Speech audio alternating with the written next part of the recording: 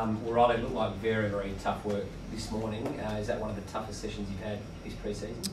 Yeah, obviously it was a bit hot out there today, so always coming back. The first day or second day we come back and do our 3 1Ks, and I think the boys out there ran really well today, a few PBs.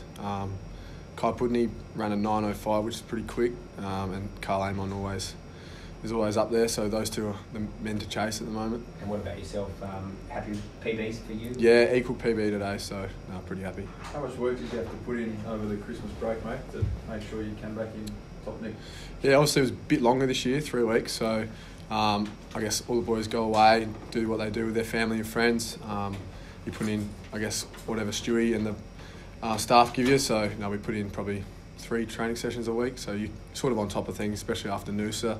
And come back in good nick. What does it say about the group that they've been able to do what they've been able to do this morning? Yeah, we obviously gained a lot of trust coming back in really good condition, and showing the coaches that we can go away for a certain amount of time and come back in really good nick. So a lot of clubs do the 2K time trial. You guys don't do that, do you? No, we do 3 1Ks. Okay. Has that been something you've done just this year? Or? I think we've done it for 2 or 3 years now, so yeah. Okay.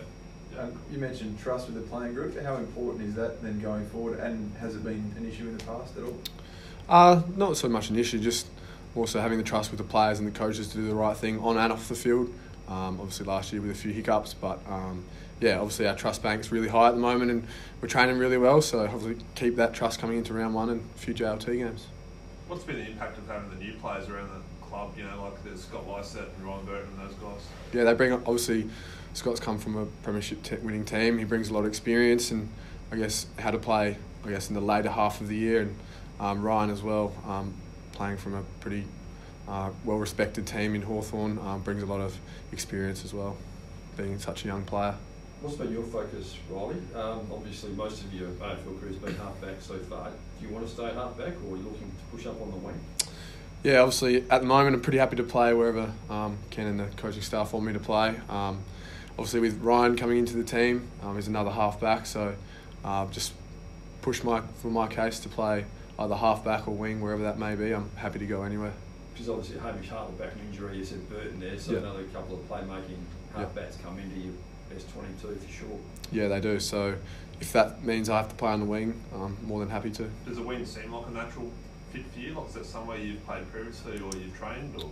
I've played a lot of junior footy on wing half-back, so wherever the team sort of wants me or needs me to play, I'm happy to play there. Are they very similar roles? Like, are there much, sort of apart from playing a bit higher off the ground, but much differences in what you would be required to do? Sort of similar roles, but with those new rules coming in, sort of have to watch where you're running these days at the start of every bounce after a goal. So it's sort of, you go a bit higher as a wingman, but if that's what I need to do, then I'm happy to do it. Your aerobic fitness, is it pretty similar? Yeah, I think it's pretty similar. Obviously, you have to get up the ground a bit more and come back and help the defenders out as well. So I think as a defensive unit, we do that pretty well. So, and the wings have done it in the past. Do you enjoy having the game unfold in front of you? Pardon, sorry? Do you enjoy having the game unfold in front of you like that? Yeah, I like it. It's, obviously, it helps us out, and you sort of get to show what you can do with the ball and without the ball with your teammates as well. So have you trained as a defender or as a wingman so far? As a defender. Okay. So you think the club still wants you to play? I think so, yeah. Because also with Jared Pollard leaving the club, it does open up a bit of a spot there on the wing. Yeah, I think there's a spot there, and on the half-back as well. It's just trying to cement it and play some good footy coming into round 1. And the left foot, how important is the left foot for, not obviously your left foot, but for the club, given the fact Pollard's gone and Pittard's gone and Omch and Wingard, you've lost a lot of left footers. Yeah, we did lose a lot of left footers, but I think we got Carl as well as a left footer. So hopefully he can play as well, and then hopefully we can sort of work with each other, as we had a few coming out of defence last year. Sort of it throws teams off a little bit, instead of going right you go left sort of thing. So, but yeah, happy to play wherever they see fit. From Port's point of view, do they want a left footer in their back six? Is that your understanding? Not too sure actually. It's just, I think it's whoever's going well at the right time will get that position. Hamish Hartley, how is he? We just spoke about him. How's he tracking from that injury? Yeah, he's going well. I think he was out there today with the boy. I didn't actually see. I was running, so I didn't see. I think he's gone well though. and obviously a huge inclusion to have him back, given his penetration and Yeah. his kick and all that kind of stuff. Yeah, obviously brings a lot of leadership and especially down back, he uses his voice very well and helps us younger guys out, which is, I think it's much appreciated anyway. And I think we were just talking before, not too many blokes are on the injury list, are there? Like Charlie's coming back from an ankle, Yep. Hammer, Hazy, I think that's just about it. There's no one long-term injured. No, not that I'm aware of. There's no long term. I think blokes are just starting to get their rehab right and starting to, I guess, come into this later half of pre-season and get right for all the boys into match sim hopefully soon. Because it's crucial, isn't it? Having a healthy list. Yeah. I mean, it just makes such a difference. Yeah, it makes a difference with obviously with the Maggies and then putting pressure on the AFL blokes to perform, and I think that makes a really good environment to be around. Obviously, you're probably pretty knackered with your own running this morning, but did you see much of Rocky? Do you know if he's what he's up to now? I think Rocky's actually moving really well at the moment, so he's still in his pink hat running around. But yeah, I think he actually ran really well today. Okay. And what's been your focus personally in the off-season to improve your game? Yeah, just continue to build on my running. Obviously, if I have to play up higher up the ground, I need to have a bit more of a bigger engine, and just continue to, develop as a player as well. And how big a year is this? Obviously 19 games last season, career high for you. Yep. What are your ambitions for this year?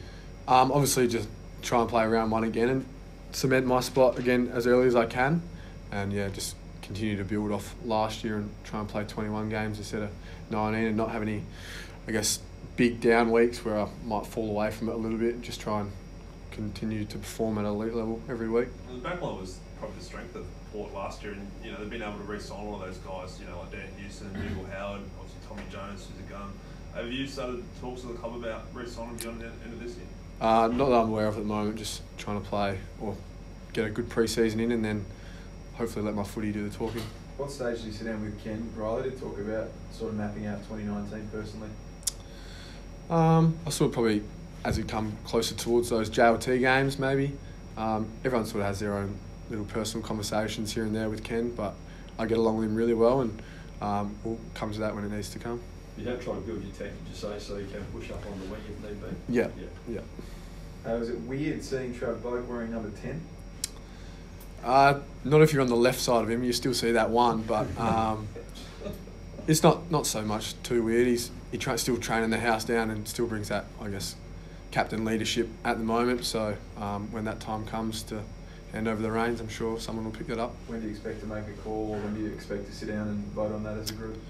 I think it'll be before JLT for sure, but we'll have to wait and see who gets that You're opportunity. leaning towards anyone? I mean, the two obvious candidates that have been chucked around are Ollie and Tom. Yeah, obviously got a really good bunch of leaders at this club. I think anyone can take over the reins from Boakey, and still having him here is a big bonus with him. Obviously showing them the ropes, so if it's Tom or Ollie or anyone else, I'm sure they'll do that really well. Unfair to push you for a nomination now. Yeah, very, very unfair.